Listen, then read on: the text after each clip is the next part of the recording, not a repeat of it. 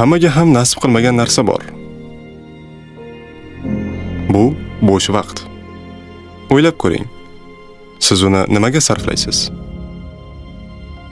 Ba'zi odamlar uni bilmasdan o'tkazadi.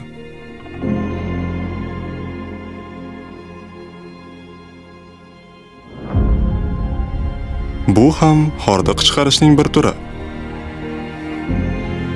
Ba'zilar uni kelajagini qurishga sarflaydi.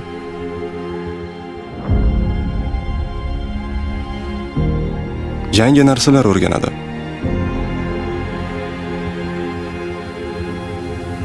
O'zini rivojlantiradi. Kimdir kitob o'qib boshqalarning hikoyalaridan yangi dunyo ochadi.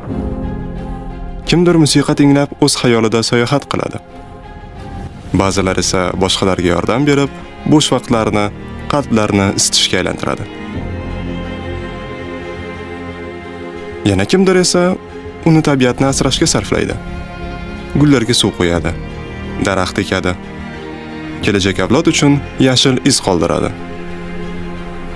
Aslida bo'sh vaqt bu eng qimmat boyligimiz. Uni qayta sotib bo'lmaydi. Qaytarib ham bo'lmaydi. Bugun bekor o'tkazgan 1 soatingiz ertaga orzularingizga yetishmaydigan bo'g'in bo'lishi mumkin. Unutmang, bo'sh vaqt bu imkoniyat.